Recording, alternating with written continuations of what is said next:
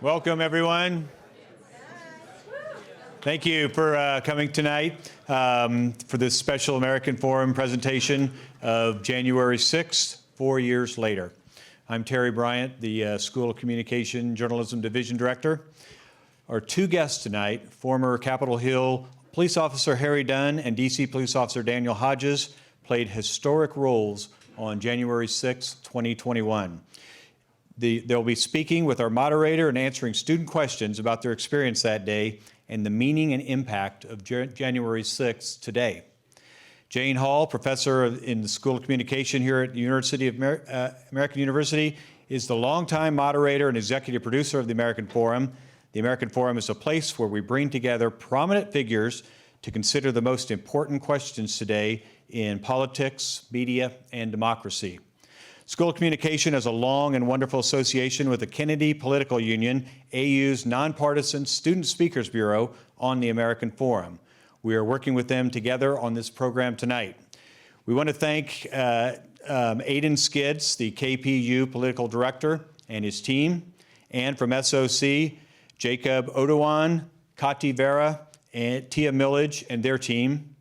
At this time, I want to introduce Isabella Rijos Concepcion, KPU's Deputy Director of Operations. Isabella is going to introduce our moderator and our guests.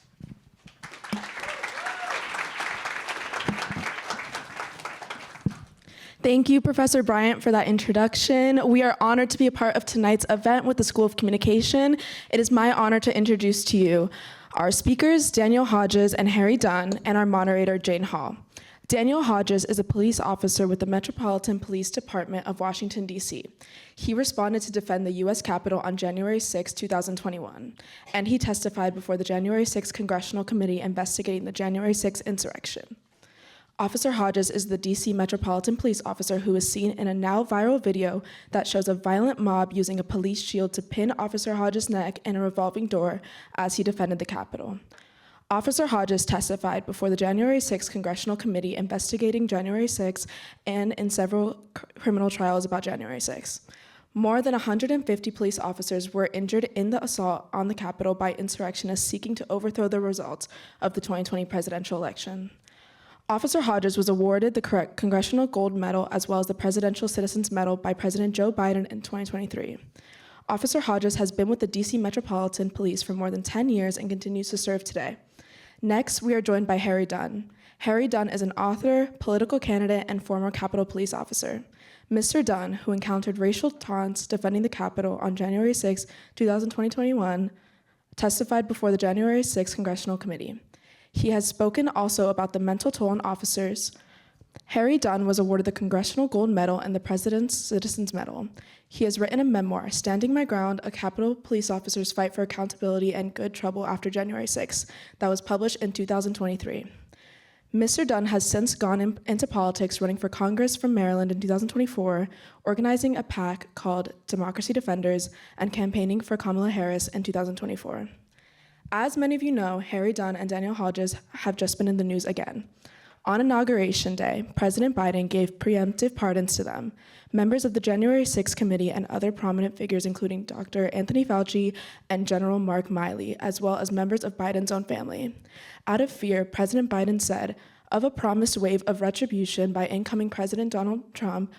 Later that same day, President Trump issued pardons to nearly 1,600 people accused of crimes in the connection with January 6, including convicted leaders of the insurrection and others convicted and serving time for violently attacking January 6 police officers.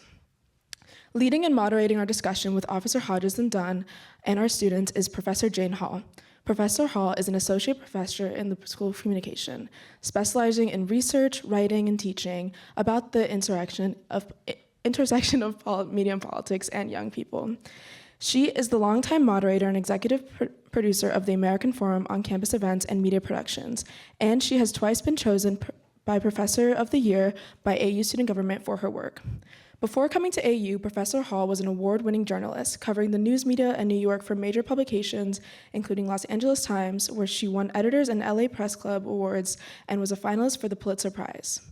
She has been a regular commentator on Bloomberg TV and radio and CNN, as well as in numerous publications from Politico to the Wall Street Journal and the Washington Post. Professor Hall is the author of Politics and Media, Intersections and New Directions, published by CQ Press.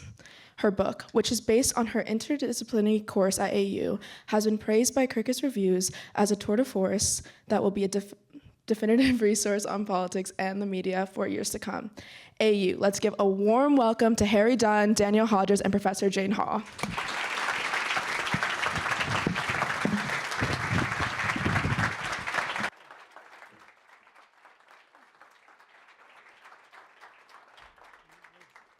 Thank you all. Thank you, too, for being here. We're grateful and thankful that you're here with us today. I want to just, and also thank Isabella.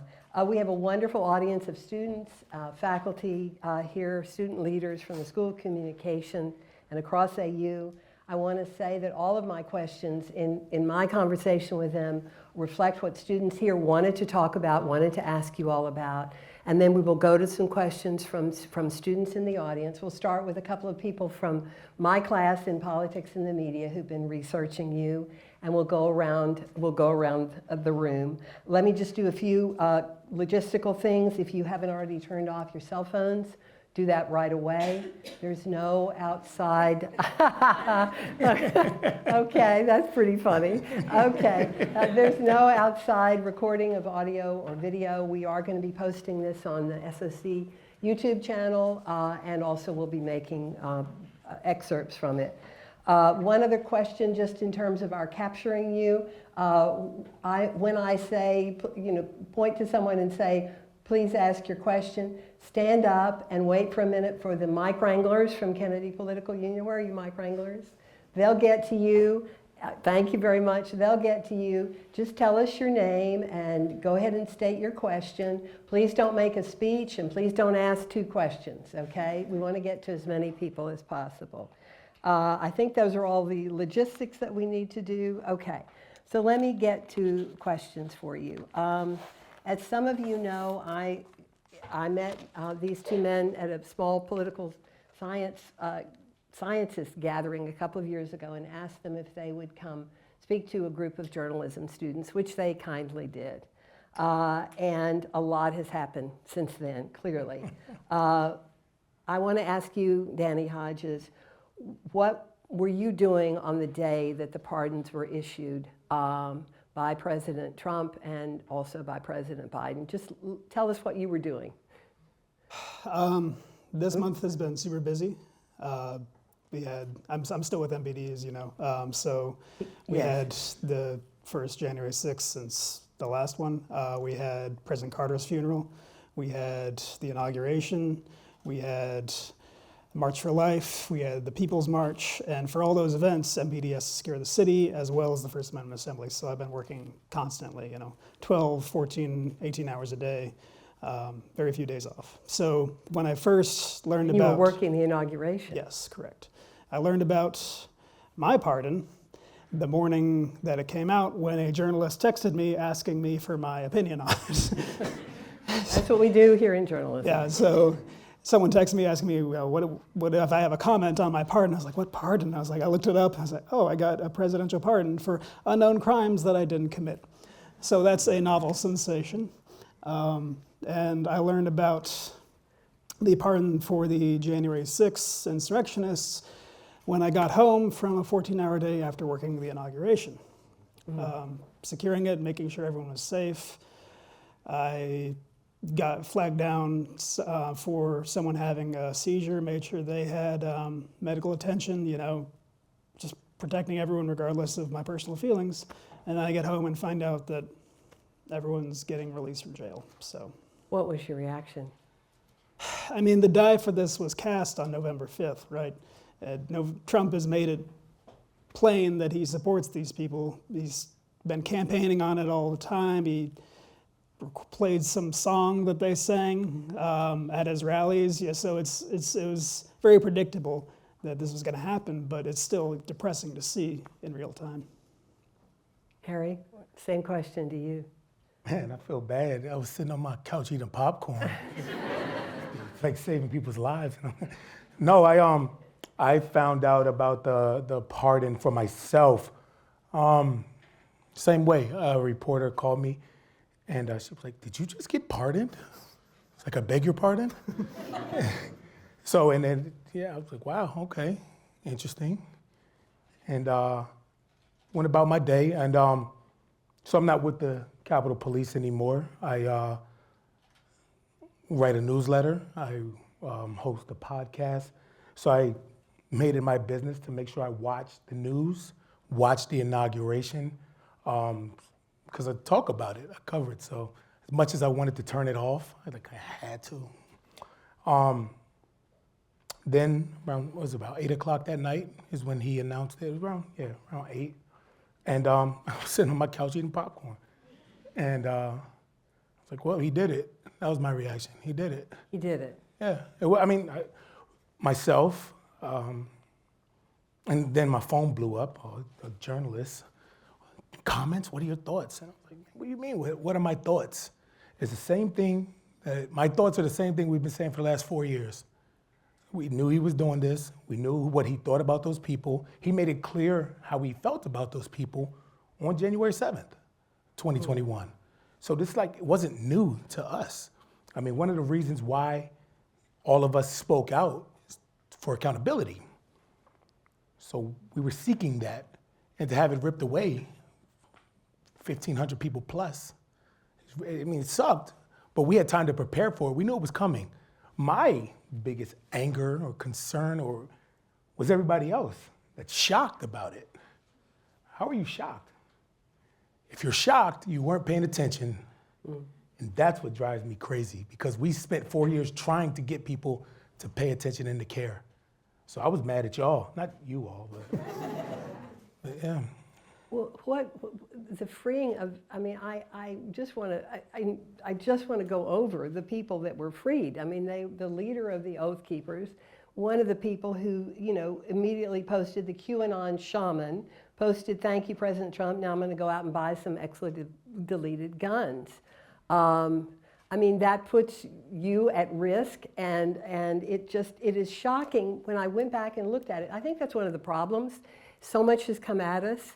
I went back and looked. There was an NPR PBS Marist poll conducted earlier this month that showed that 6 out of 10 Americans disapproved of pardoning I thought it was higher than that. people involved. Yeah, but okay. But it included 30% of Republicans. And that didn't even include the violence. This was in general.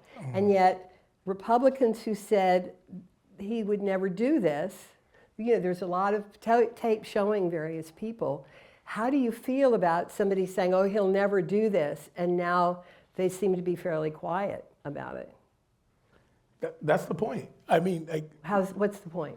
He said he was going to do it. I knew, JD, it shows you how much JD Vance was on, Lindsey Graham, Mike Johnson. They were all on television. Publicly saying right. He's not going to do this. And that just shows you how much control or handle they have on who Donald Trump is. Whether it was impulsive, whether it was or not. This is who he is, and he did what he said he was going to do. I think it shows not only how much control or how little control they have over this administration, but how total Trump's control is over his party. The only people who have ever spoken out against him get completely excommunicated. The only Republicans who ever spoke to me were Liz Cheney and Adam Kinzinger, and now they're persona non grata. Also, I have to say, I'm here tonight in my personal capacity and not on behalf of my employer or MPD. Well done. Little footnote. Right? Well, yes. I mean, you guys they asked me if it was okay if they made some jokes. I mean, it's so serious. I think maybe we have to make some jokes. But I have so many questions I want to ask you. I want to get to some student questions, and we'll go back and forth. I think I see someone out in the audience who happens to be in my class. We'll start with a couple of them. Hi, my name is Gabby. First of all, thank you so much for coming here tonight to speak to us and for all the work that you've done and will continue to do. My question is for either or both of you. What do you think is driving this notable increase in political violence, and what can be done about it?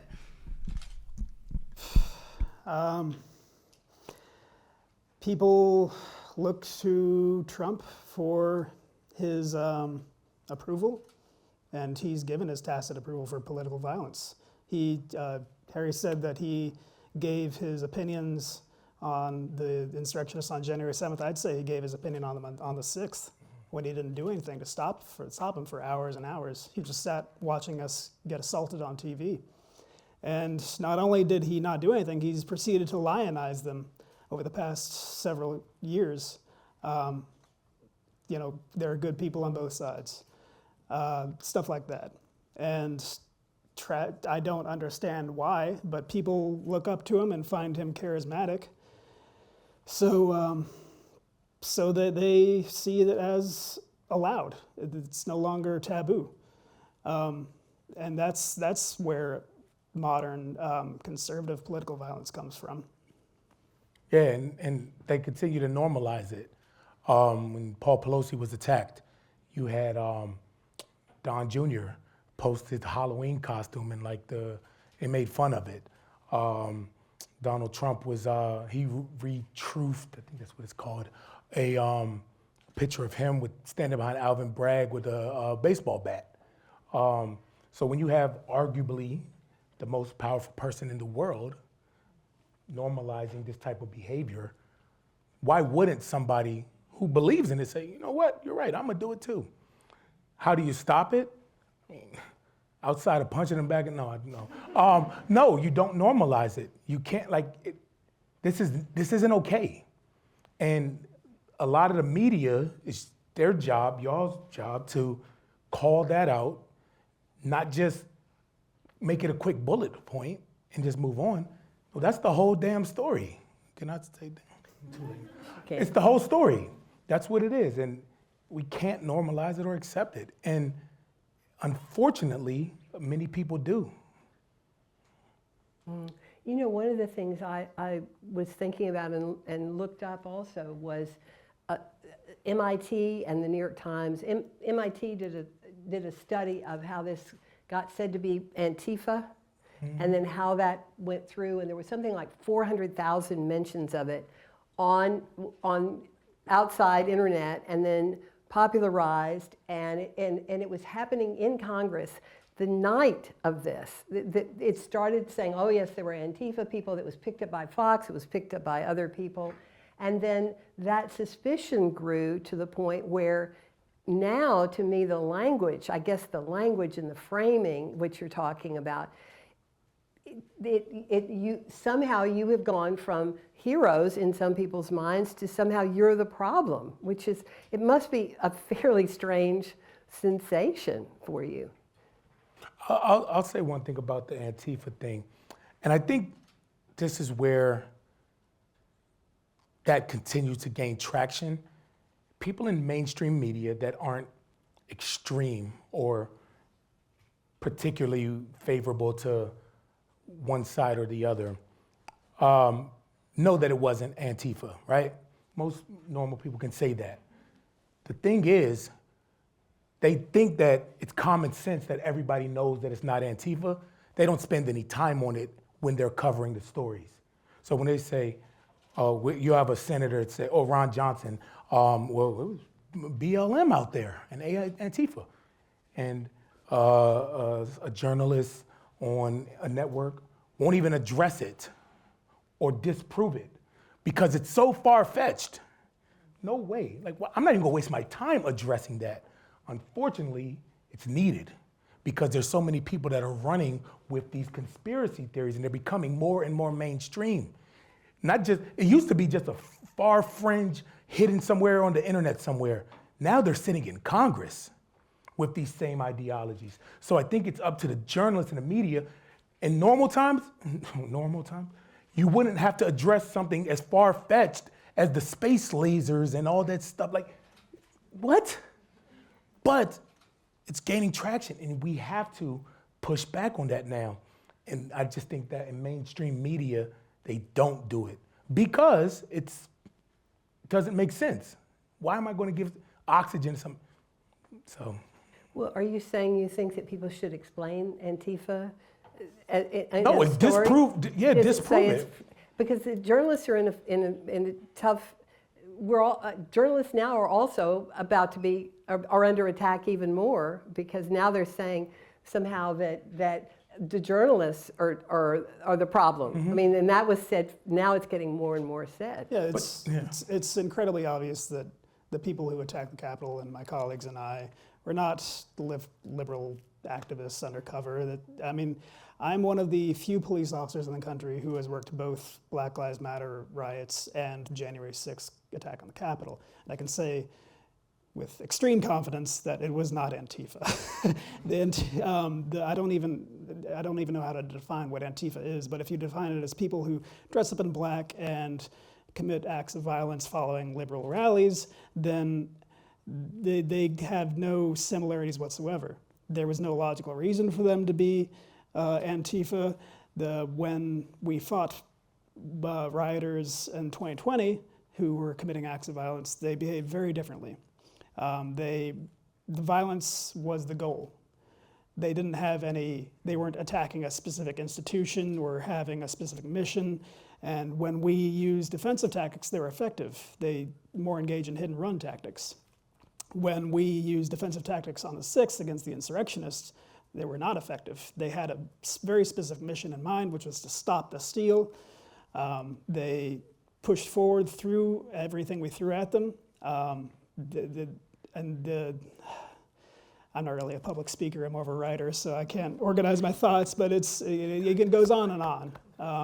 Well, you said when you were here 2 years ago, I said, what did they say to you? And you said, they said, we're here for Trump. Yeah, they made their intentions very clear, and it's patently obvious to anyone who looks at it why they were there and who they were there for.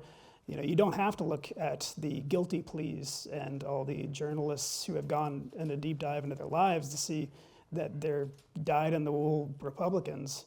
But unfortunately, people still want to believe that they're Antifa or whatever else, because if they didn't, they would have to come to terms with the fact that their identity is built around this group that attacked the United States Capitol and beat police officers. And that is so antithetical to how they view themselves that it would destroy them if they came to terms with it. Or they just move the goalpost. Yeah, so that's what I'm saying. So they do these mental gymnastics because it's literally easier to construct a fake reality than it is to come to terms with what they've become. Yeah. I want to go to another question there. I think, I can't see with the lights there. Ryan, I think you had a question among my students. Are you there? Okay, there you are. Ryan or Adrian, either one of you, and then we'll go to other students. But go ahead. Again, I'd like to say thank you for being here and speaking with us. My name is Ryan, and I'd like to continue the conversation about narrative formation and the sort of mental gymnastics that people are putting themselves through with this event, and asking how has the depiction of the events of January 6th in the media aligned with your own experiences of that day and even to today? I'm glad would you start with keep in line with narrative formation. Ain't no narrative. Press play. Press play. That's it. It's literally the most documented crime in American history. Like, press play. I don't have to say anything. The reason why we do have to say things is because people are trying to shape it as what we just talked about, Antifa, and it was a peaceful protest and day of love. So what we're doing is we're not shaping a narrative. We're combating lies, we're combating misinformation. And that's why it's so important, because if we weren't doing it, I mean, there's been 4 officers that spoke out. 4. For whatever reason, you know, I know some people that have chosen not to for reasons that make sense to me. But just imagine if we weren't out here speaking 4 years later. Imagine if we weren't. Imagine if we didn't testify, all this stuff. That narrative would be running wild and be accepted as truth now by more people than it currently is. Okay. One more, yes. Yes. Go ahead. Tell us your name, please. I want to get to as many of the students as possible. Yes. Hi, my name is Chris. I want to thank you both for your service. My question today was, in the event of these pardons for the January 6 rioters, how do you think this is going, do you think this is going to have an effect on your safety going forward, and how do you feel about that? Well, as you know, I'm still a DC cop. So, and you know, that's largely my answer is I'm a DC cop. It's not a super safe city. It's not the first time I've been threatened. It's not going to be the last. So if they want to come at me, I'm part of the biggest gang in the city. I got 3,400 other officers out here willing to have my back, and you know, those are odds I'll take any day. Also, you know, in my personal life, just out there, I got a bad case of generic white guy face. Nobody recognizes me. True. I've been recognized like 3 times the last 4 years, even though I've been on like every news network and documentaries. Funny story is when I was walking out of headquarters with Mike Fanone, one of the other officers I testified with, someone ran up to Mike Fanone and said, "Oh my God, you're my hero. Thank you so much for doing what you do." And then he looked at me and asked me to take their picture. I was like, "Yeah, no problem, got you." So yeah, I'm not too worried. And then, but on a more serious note, you have to understand about these like militia types is they're absolute cowards. The only time they attacked us is when they outnumbered us 50 or 75 to 1. They organize their life around fear. You know, they get strapped to go pick up coffee at Starbucks. They're terrified. They're afraid to come into DC. I'm not afraid of them. So yeah, I mean, at the same time, I'm not naive. I know that there is a danger, but nah, I'm not worried. Yeah, like Christopher Wray called those people domestic terrorists. What's a terrorist goal? Fear. So like I said, I'm not naive to think that, hey, they may do something crazy, but screw y'all. Like, whatever, man. Like, I'm not going to let you all control me. I'm taking proper precautions and, you know, just to, you know, I'm smart, I'm not stupid. So I do smart things. And you have to realize, though, they want you to stop talking. I was in the courthouse. I went to Rudy Giuliani's trial here in DC maybe 2-3 weeks ago, before the inauguration. And it was a guy who was a big part of January 6th. He's all over X or Twitter and talking all kinds of, these cops are traitors and the deep state and all this stuff. So I saw him there. He looked at me. I left after, got on the elevator, and I see he comes, he follows me. Get on the elevator, just me and him. He said, hey, Officer Dunn, I noticed you blocked me on Twitter. I said, you're annoying. Right? So he chuckled. I was like, be well. I walked away. Somebody sent me a screenshot that he posted on X 30 minutes after. I confronted Officer Dunn today. The truth is going to catch up to him. What? That's confronting me? So yeah, I say that to say they are cowards, and they're cowards. Yeah. You all, why do you? I mean, I can only imagine you have to in some way make light of this, but why are you out here again? I mean, you did this, you testified, we're here again. Why are you doing this? Why do you keep doing this? What? You asked me You're to. the one who invited I us. did ask you. No, I meant, yes, I did. Got no, but you got me. Okay, but seriously. Yeah, we're out here because it's still tragically relevant. Like people who come at us and say, oh, the celebrity cops, they're just here for attention. Like if you had just admitted the truth about what happened that day, I would be a footnote. Someone would have interviewed me on the 7th and then that would be it. But because there's all these lies about what happened and people still propping up, Trump pardoning them, tying his campaign to them, and perpetuating this idea of political violence as a valid tool that makes us tragically relevant. And I choose to be out here because it's good. I try to make the world a better place, and I'm in this unique position to make sure that the truth has a voice in this very contentious issue, I guess. And it's very rare that you get the opportunity to put your finger on the scale of history in such a way that makes it so that the truth of what happened has a more prominent voice. Yeah, I'd be lying if I didn't say we got some really nice, amazing opportunities in life. We met some cool people. That was listening to the bio that you read, like, Jesus, I did all of that. That's because of this. Mm-hmm. However, I wish that we didn't have to talk about this anymore. It's been 4 years, right? 4 years of people lying about it. So as long as they're continuing to do it, we're still going to be relevant. And it's so rich. You hear Republicans, I know it's nonpartisan, but this is the truth. Republicans have said, oh, we want to move on from January 6th. Democrats need to move on from January 6th. Donald Trump goes on TV, starts talking about January 6th. Mike Johnson just announced the formation of another committee to investigate January 6th. So wait, y'all do want to move on or you don't? Or narrative shaping, you want to make it, shape it, your narrative, Right. and downplay what happened. I hate that phrase.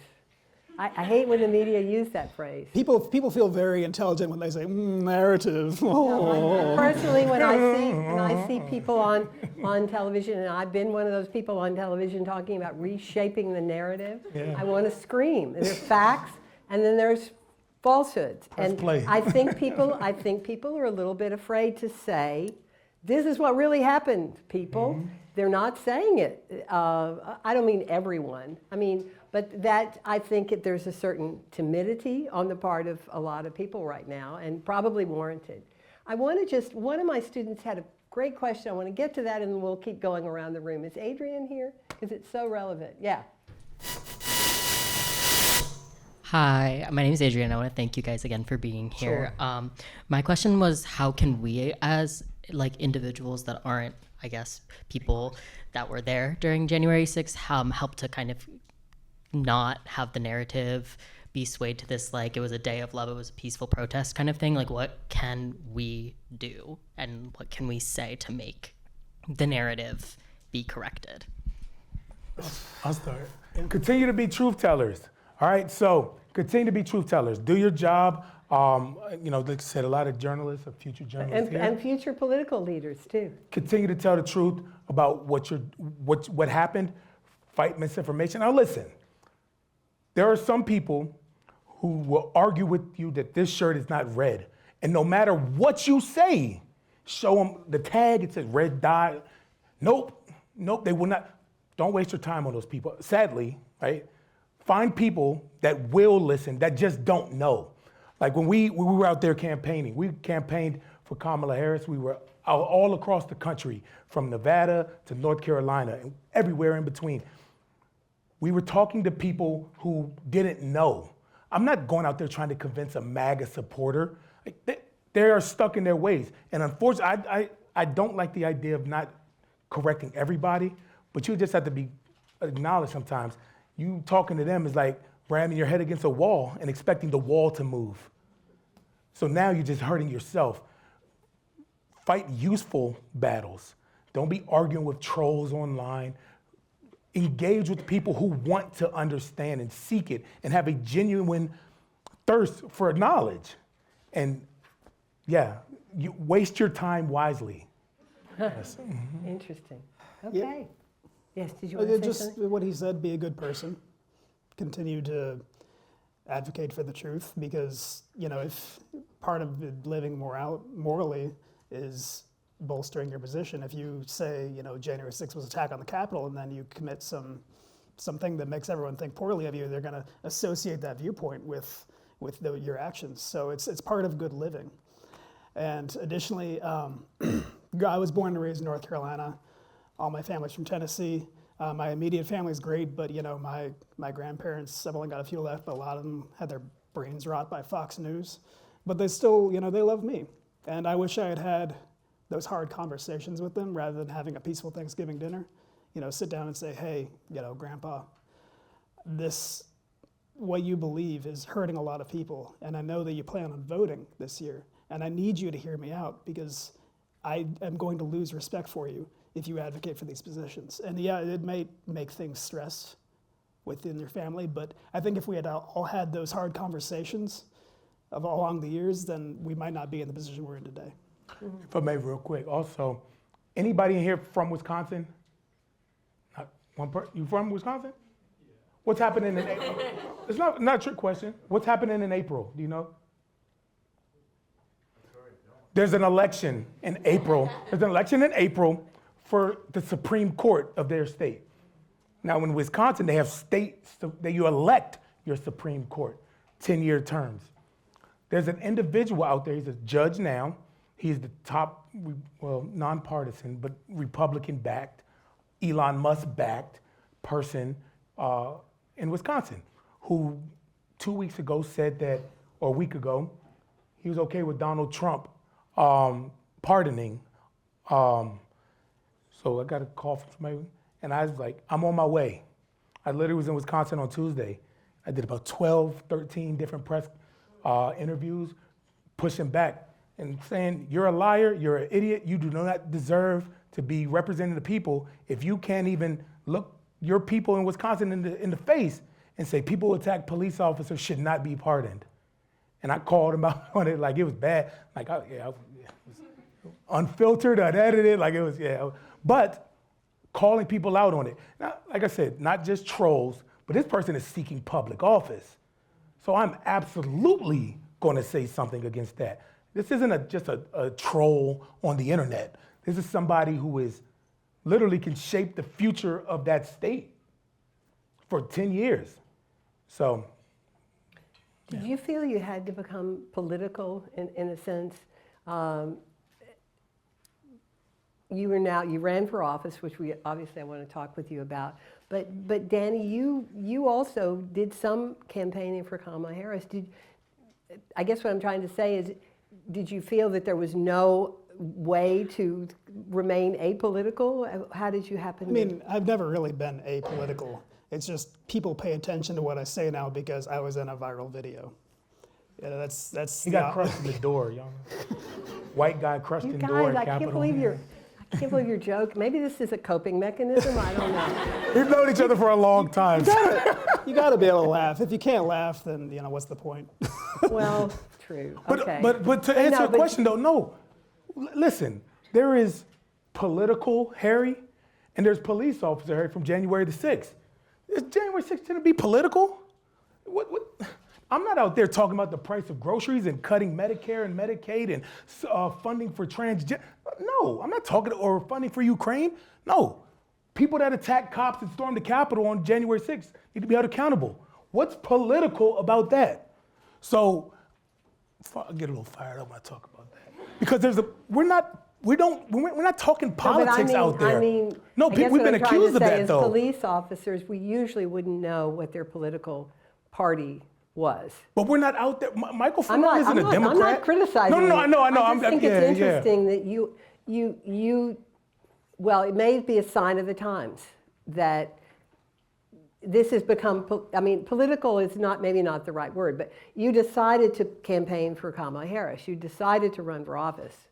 So you clearly felt that was the way. As a felon, one's not. That's what I'm saying. It's not political. Okay. It is political, though. But it shouldn't be, but it is. It is. No, I don't think that the issue is political. The people that are involved in it happen to be political players. Donald Trump's a felon. That ain't political. Why? Of course I'm going to endorse a prosecutor over a felon. This doesn't have to do with the price of anything. One dude believes in the rule of law. One dude, where are the politics in that? There are political players involved in it, which makes it political, I guess. But the issue is not political. It's right and wrong and decency. Okay. One side has it, one doesn't. Okay. I'm not yelling at you. No, I'm glad I asked you. I'm glad I asked you. Hair out. Let's get to some more students. Oh boy, do we have a lot of questions. Yeah. Wait till you get the mic. You're not about to make a speech that looks like a big notebook then. Oh, no, sorry. These are my Okay, notes. tell us your name. My name's Victoria. Thank you for your service, both of you. My question is for Harry Dunn. You testified before Congress and said, "Is this America?" after describing what happened on January 6th. My question for you is, how would you answer that? Yes, this is America. We live in a country that refused to reject the violence that happened on the Capitol, that happened to us. People did not see that as enough to disqualify an individual from becoming the president. People are able to look past what we went through, the violence that we endured to elect a president. So we live in a country now, as much as we want to say this America's great, sure it is, sure. But we live in a world now where people are okay with that. Now, not all of y'all, right? It's a lot of, now there are 70 plus million people that aren't okay with it, yes. But 70 million, 71 million, more people are okay with what happened. So yes, we live in this country now that is okay with what happened on January 6th. And if you weren't okay with it, then Donald Trump would not be the president. Like it's no other, like we could talk, well, incumbency. No, I don't want to hear no. We as a country elected a person to run this country, to be the president of this country that incited an insurrection. Period, full stop. That's what we did. So yes, this is America. Yeah. Okay, another question. Let's go there. Can you guys get to that person there? Just pass it across.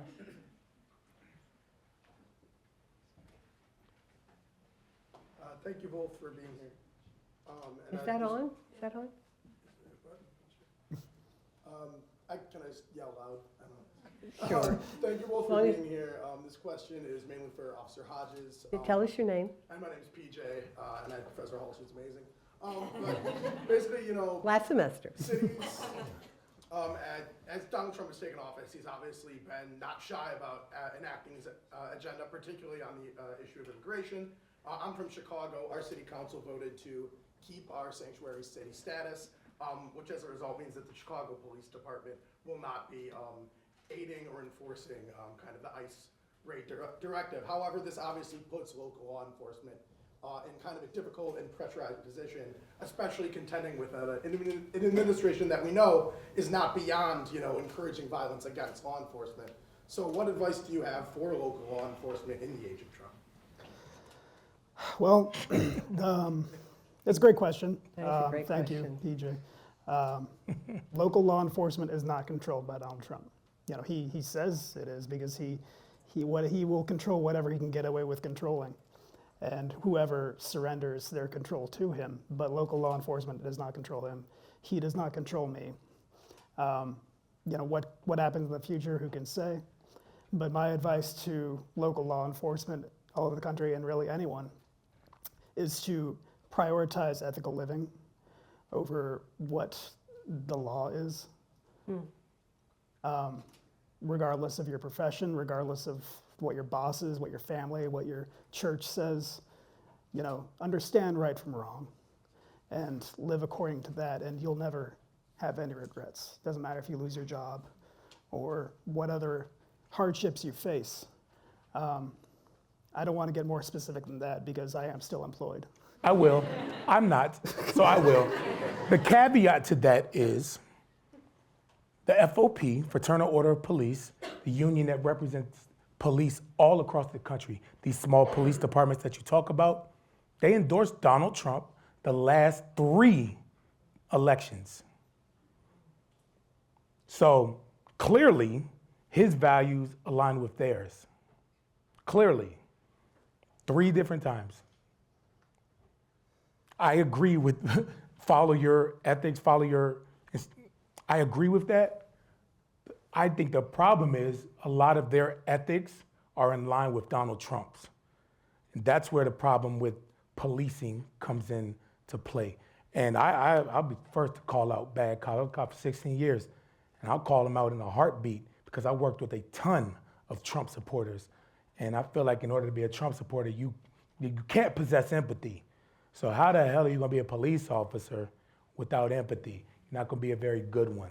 And this is, I can say this, and you cannot say that. But that's, the FOP endorsed Donald Trump the last 3 elections. So do with that what you will.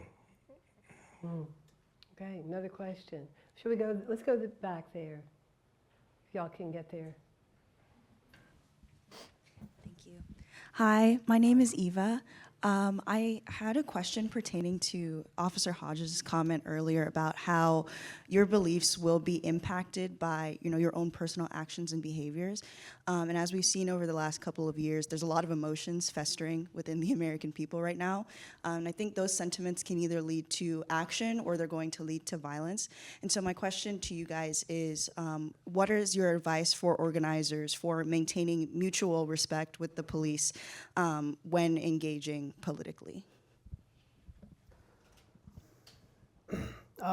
Yeah, in DC, we protest constantly all the time. People come from all over the world to protest in DC and exercise First Amendment rights because they have the right to do so here, and they don't always have the right to do so wherever they came from. So we've got a lot of experience handling protests here. If you want to have a protest here, fantastic. My advice to you is to communicate with the police. Even during Black Lives Matter protests in 2020, some of them refused to speak to us, but we still did our best to secure their routes when they marched. And it was more difficult because they wouldn't cooperate, but we did everything we could to make sure that they were secure and able to exercise their rights. So it doesn't matter if you're protesting against the police or whatever you're protesting, unless you have some kind of intelligence that suggests that they're not coming from a place of goodwill and wanting to do their job correctly, please talk to your government officials and organize that way. And if they're doing their job right, they should make sure that you're able to exercise your rights safely. I got, when I was at the Capitol, Black Lives Matter came to the Capitol, and let's say this, first of all, when people are protesting, they're emotional about whatever the cause is. You're passionate about it, or else you wouldn't be out there protesting. I mean, hot, cold, rain, you're out there because you're passionate about something. And when passion's involved, emotions get involved, feelings get involved. A lot of yelling, a lot of cursing. Sometimes you say things that you don't mean to people. And also, police officers are humans too. Now, a lot of times they just see them out there as on the front lines and everything like that. But it's only so many times you're gonna call me a punk AB or whatever, or ACAB or what. There's only gonna be so many times that's gonna happen without me responding. Yeah, I get it. Be professional and on the line. But everybody's human, and a lot of people. The thing about people want to be seen, people want to be heard, people want to be respected, and that goes with police officers too. Now, you out there cussing us out, we're not going to beat you up or anything. Or we shouldn't, right? You laugh, but this is the world that we're in now. It happens. You say something bad to a cop, you might get slammed on the ground. That's the world that we live in now, and it's not okay. Try your best always to remember there's a human element, but see people, not see past these feelings. That's it. Black Lives Matter. This one woman was cussing me out, up and down, left and right, but she didn't even know that I agreed with some of the things that she was saying. But she was just so emotional. Finally, we had a talk afterwards, and she just broke down crying, and she ended up giving me a big old hug afterwards. Now, I mean, every encounter is not going to be like that.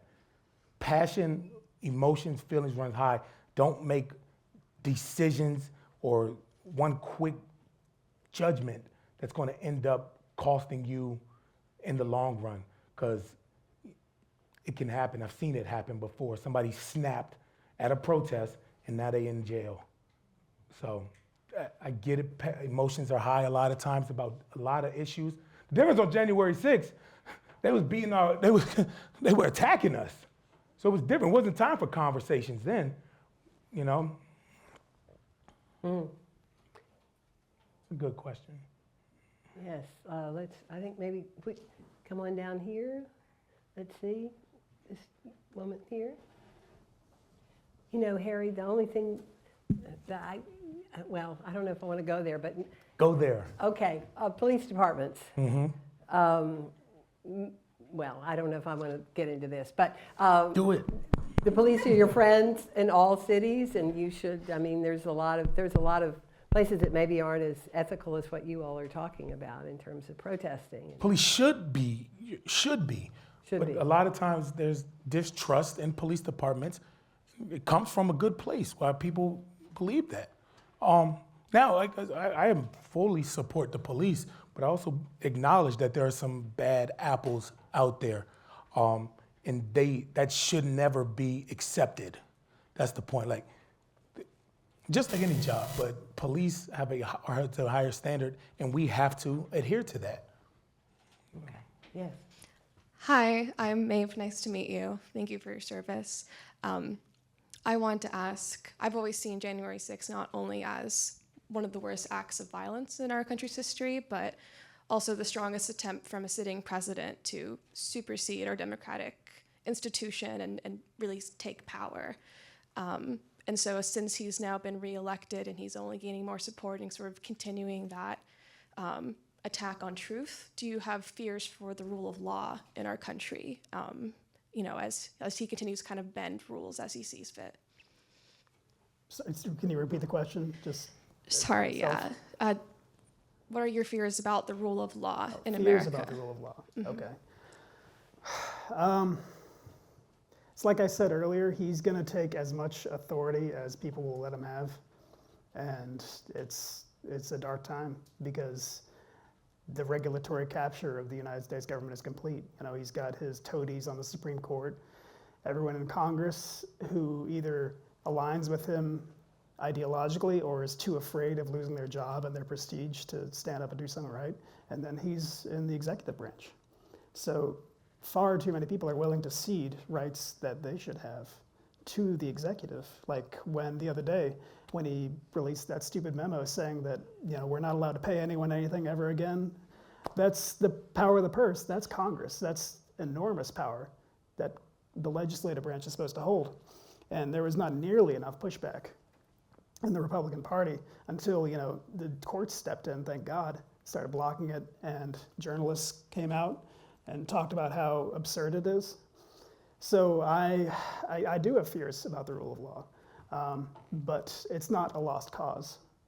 We still have a voice. The country isn't lost. We have to do what we can, recognize what we can do, and then do it to preserve that rule of law.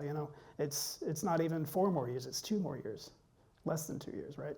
Until we have a chance to take back Congress. And I hate that it's always us versus them, Democrats, Republicans, but I don't even, I do want Democrats to win, but it shouldn't be that way, right? I feel like if there's some way to take back the Republican Party and bring them back to the world that we all live in, then that would be ideal, because then we wouldn't have to have this battle for the soul of America every few years. So yeah, I guess roundabout way of saying, yes, I have concerns about the rule of law, but don't give up. They're also not trying to hide what they're doing. The immunity case that the Supreme Court upheld for Donald Trump, giving the president absolute immunity. Representative Ogles proposed presidents get a 3-year term, but they also said they have to be, he wrote it into the language to say that Obama couldn't seek a 3rd term. It's funny, right? But it's not, because this is real life. He literally proposed an amendment, a constitutional amendment, to make Donald Trump be able to serve 3 consecutive terms. What if on January 6th, or not even that, Election Day, Donald Trump or the day before Election Day, Donald Trump suspends, now elections are done by the states, so he doesn't have power over the states, blah, blah, blah. Who knows? We've seen stranger things happen. Supreme Court's on his side. We should absolutely be scared that this dude is not going to leave the White House. He doesn't want to. He said it. He's asked it. He's asked this. And I'm not making an argument. I'm using his words and echoing them to people. I didn't say this. He said this. He doesn't want to leave. That's not my opinion. He said it. So we should absolutely be afraid, because like Daniel said, people in Congress are so afraid of him. In the House of Representatives, when they impeached him, I think in the House, 12 or 13 members of Republicans voted to impeach in the House. Give me a guess of how many people you think that voted to impeach him are still in Congress. 0. I think it's 1. Somebody can Google it and fact check me, reporters. Wait, I thought we weren't fact checking here. You know? See what I did there? No, but I mean, we should be worried, and that's why we cannot let up. Have you been surprised by, I'm sure you're familiar with the idea of obeying in advance? You all know that expression? Have you heard it? The idea, Tim Snyder has talked about this, you know, the idea, and it does appear that there's a lot of that going on, like that Trump is threatening things, and now he's doing a lot of things. But do you sense that there's any sort of is there truth to that right now? And is there pushback that could be had that's not being had, I guess is what I'm trying to ask. Sure, yeah, especially, I mean, God, I never had a whole lot of faith in them to begin with, but corporate America. After January 6th, so many companies pledged, we're not gonna donate any more money to insurrectionists, never again, right? And they've all gone back on it. And especially during inauguration, you know, millions of dollars to Trump just for his inauguration. And then, you know, the billionaires on the dais. Right, yes, and the tech billionaires. Yeah. There's a lot of looking out for number one. They have their priorities, and it's not democracy, unfortunately. It's making sure that they're in the best position to thrive for the next 4 years. And that is a form of obeying in advance. I mean, look at Target. They just rolled back and said, you know what, we're not doing any DEI anymore. DEI is the scariest word a Republican has ever heard. Again, we laugh, but it's so true. It's so true. Target's rolling back DEI, Walmart, all these companies obeying in advance so Trump won't come after them. Trump hated Mark Zuckerberg. He hated him. He attacked him all the time. Facebook and the chat. He hated him. Oh, here's $1 million, Mr. Trump. Hey, we love you. What? Marco Rubio and all these Mitch McConnell and Ted Cruz. He talked about their wives. I'm not gonna vote. I'm gonna punch you in your face. I'm not voting for you. That's not political violence. That's me defending my wife. You all know what they're talking about? He's talking You know, about. do you? Okay, yeah. And he's insulting people, and yet every single one comes crawling back. Which one has left and said something about Trump and held that opinion? I can't think of any. And that's the power that he has over this party. And it's sickening. And so many people are obeying in advance. Can't believe y'all haven't heard that term before. Disappointed in Americans. It's part of my class, I can tell you. Okay, some more questions. Let's go. Should we go back to the back? Let me just check and see how we're doing. Don't we have smart students here? Yes. Absolutely. Better questions than I get on CNN sometimes. This is true. Okay, I'm going to make a quote out of that. Hi, my name is Kennedy. Thank you both for being here. My question has to do with the rhetoric that the Republican Party is the party of law and order. I was wondering if you guys, either of you, have ever had a conversation with a police officer who is for Donald Trump. As you know, Trump likes to put police officers at the front of his campaigns and his ads to show that he is the party of law and order. So I was curious if you've ever had a conversation with a police officer who is a Trump supporter and how your experience on January 6th has affected your relationships with just other cops in general, but ones who specifically support Trump. Sorry. I don't bring up politics much at work because it would just make me depressed. I mean, that's the short answer. Yeah, it's no secret that law enforcement skews conservative. I don't bring up politics because they know, you know, people at work know who I am and what I'm about. And if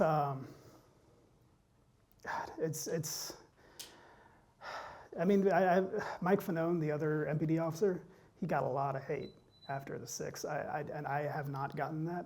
I'm sure I have my detractors out there, but they've had the decency to keep it to themselves. I don't know why, but I don't apologize for my positions, and if someone wants to talk about it with me, I absolutely will. And there are other officers who support me, and ideologically and otherwise, and I'm grateful for them. But generally speaking, I don't bring up politics at work. That doesn't, like I said, I won't shy away from it if it comes up, but it just, go ahead there. No, I get it. I don't have conversations with them. I ain't got nothing to say to you. Now, I see my inbox on X. I was a former cop. You wouldn't last a day on my beat. You're a punk. You F you, and you're a disgrace to the badge. And this. Oh, all right, dude. Okay. However, Trump supporters in general, police or not, I'm not talking to you. Because I am of this mindset now, and this has I maybe have come jaded. But if you're not with me, then you're against me. And if you support him, the hell with you. Like, he tried to kill me and my coworkers. And you want me to be your buddy? You support somebody who tried to kill me. So that shows me what you think about me. The hell with you. And maybe like I said, maybe I'm jaded. I think I've earned the right to be that way.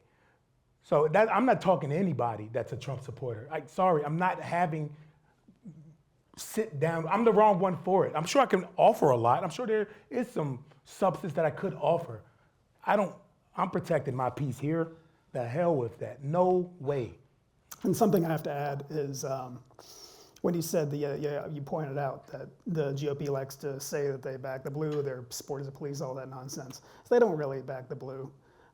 What they do support is any system that secures the power of the conservative people in America. And that is by duty, the police, unless the justice system or the voters remove these people from power, then it is our job to protect everyone wherever they are. And so in that respect, they are fond of the police because we protect the status quo until the democratic process changes it. But they don't actually back the blue. Now, the thing I tell people is, like, nobody backs the blue. I don't care who you are. Nobody, if a uniformed police officer walked on stage right now and looked around, none of you would be more comfortable. I wouldn't be more comfortable. It would be weird. But there's only one cohort that actually backs the blue, and that's people in crisis. And that dynamic shifts all the time. You just gave me a great idea when I was sitting here. I actually might run with you. I might see this on the news. What if Democrats pushed to a higher Democratic police officers? I'm just saying, if you're a Democrat, we want you to be a police officer. What if that campaign came out? Guarantee you, the Republicans will have a fit. But it's back to blue, right? No, it's rhetoric and it's BS. You know, you spoke and you championed talking about the toll on the officers, the mental health of officers. And you said that there were many of them who were so traumatized that, I mean, that was part of what you said at the time. Yeah. That's why you were doing that. Do you think that's still true of a lot of police officers who are still serving? Yeah, I mean, the moral injuries just keep piling on and on and on. Think about this for a second. Danny alluded to it. Danny Hodges, on January 6th, protected the Capitol, got his butt kicked by, he got his butt kicked. But, stop. On January 20th, just passed, he protected the same person who sent a mob on January 6th to attack him. When Donald Trump pardoned the Oath Keepers and all those people, where did they go? They went to the Capitol. Did y'all see that? The leader of the Oath Keepers and the Proud Boys, they went to the Capitol. They sat inside Dunkin' Donuts. In order to go through that, you have to go through security. Who runs security? The Capitol Police. So these people who just attacked and assaulted the police 4 years ago are right now walking in the police officer's face. Mm-hmm. Think about that for a second. Yeah. You know, those same individuals. And it's a slap in the face and moral injuries. Well, I had so many officers text me, right, with is he really going to pardon them? He can't do that, can he? There's no way he would do that. And these are different officers. Oh, how can he do this? And they're mad as hell. And I'm just saying, welcome to the party. I've been mad and this just like, why didn't y'all join me earlier? Like we begged more people to stand with us. But for whatever reason, like I said, I'm not here to criticize them, they didn't. And that's the frustrating part. Okay, let's have another question. I'm just going to check our time here. Okay, got a few more minutes here. Yes, I'm going to rely on the mic wranglers. Want to get to that person in the back?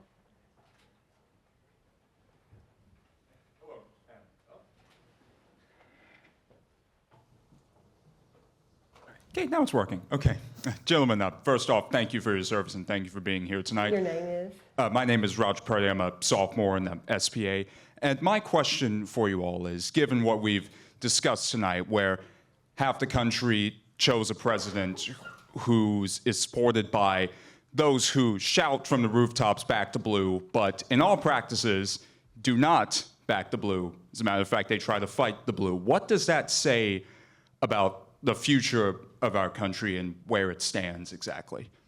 He sounds like a young Lester Holt, doesn't he? I want him got an interview voice right there. I didn't even listen to the question, man.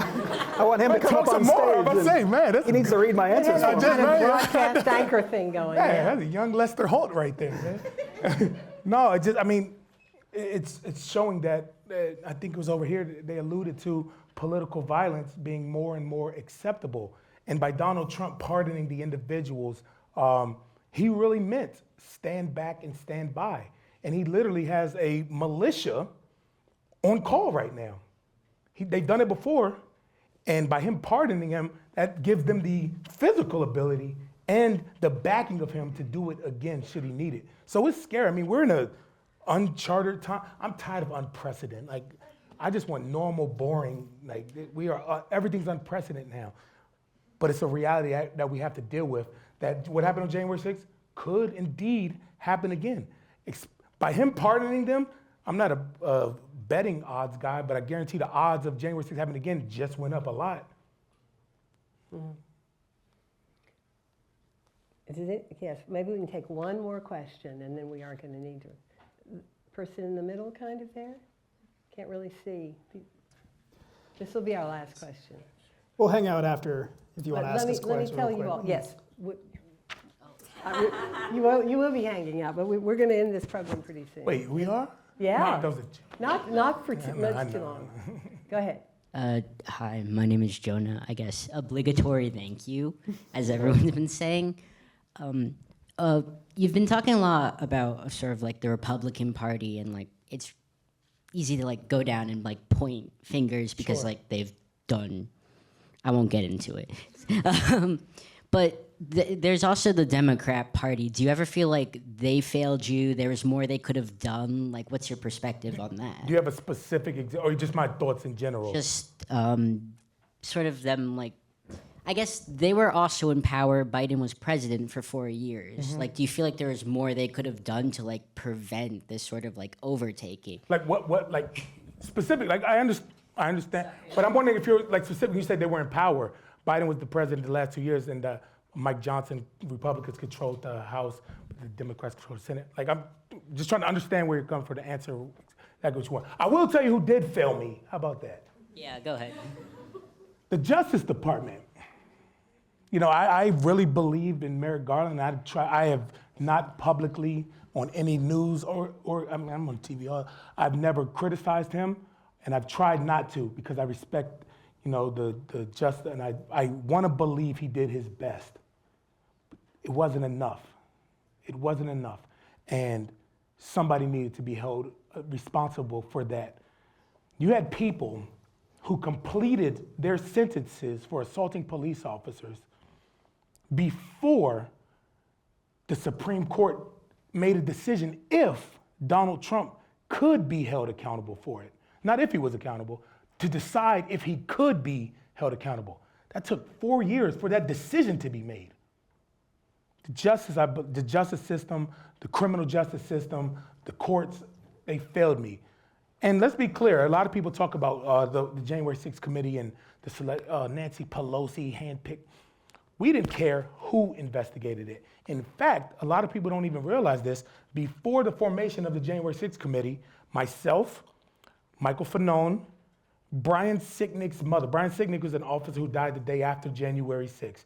His mother and his partner went and lobbied about 8 or 9 different senators because we wanted a 9/11 style bipartisan commission to investigate what happened on January 6th. We didn't care who was left, we didn't care. We just wanted an investigation for accountability. We, Lisa Murkowski and Susan Collins met with Lindsey Graham and Mike Lee and Tim Scott. It wasn't nobody that was off the table. We tried to meet with Mitch McConnell, and while we were having those meetings, Mitch McConnell heard about it, because it was all over the news. We had a gaggle of media following us. Mitch McConnell sent out a letter, a memorandum to all Republicans and said, as a personal favor, it's in the news, you can look, Google it, please vote against this. Crushed, right? I went home and I literally, on my way home, I stopped at the liquor store and I bought me some bourbon and I stood in the liquor store and I got a phone call from another officer. That officer ended up being Sergeant Gunnell, who became an outspoken officer too. And he said, I'm so sorry. I need to do something to help you. It shouldn't be just you all out there. So got him involved. I tell this, it's important to tell that. What can we do? So we were on the phone, we started talking to our lawyers and everything. Next thing you know, we get a call from, I don't know what their title is, but somebody say, hey, we're gonna investigate this, don't you worry. And shortly after that, Nancy Pelosi said, you know what, Senator, if y'all not gonna do it, we'll do it. And they investigated January 6th. So a lot of people and the Republicans criticized it, but they had the opportunity to do it. And they did not, because Mitch McConnell wanted a personal favor. And I quote that. But who failed me? Merrick Garland failed me. Just to add on to what Harry said, there's the institution of Democrats in power that failed, but also after the 6th, we won. You know, we won the day. We were able to have the transfer of power take place, and you know, as beaten up as I was really glad because the backdrop for January 6th for law enforcement was 2020 and Black Lives Matter and those protests and those riots. And I thought, okay, now everyone has to see that law enforcement isn't just, you know, a bunch of white supremacists, right? But on the 7th and afterwards, that's not what I heard. I heard a lot of people telling me, oh, if they were black, you would have just shot them. I engaged with someone online who was... That was offensive too, man. Yeah, who was talking about, you know, something like that, some sentiment like that.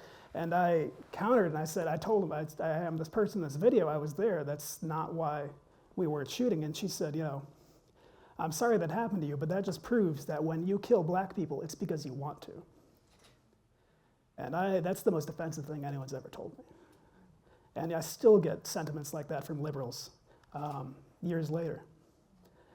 So there's the systemic way in which liberals have failed, and there's a cultural way where they just assume that law enforcement is a bunch of Klan members who are all for Donald Trump and his ilk. And yeah, it's gross when the FOP announces their support for him, and there are plenty of conservative law enforcement officers, but I would just ask liberals and Democrats to treat us as individuals.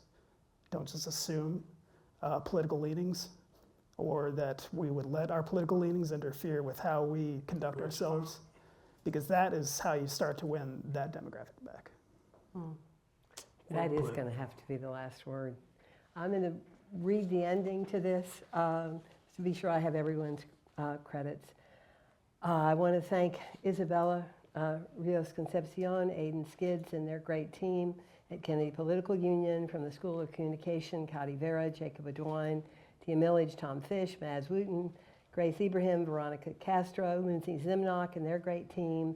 Also our American Forum Fellows, Mateo Guevara and Maddie Gerber, Cleo Poole, Professor Terry Bryant, and of course our Dean, Marnell Niles Goins. And thanks most of all to our guests, Danny Hodges and Harry Dunn. You're welcome. Thank you very Thank you. much.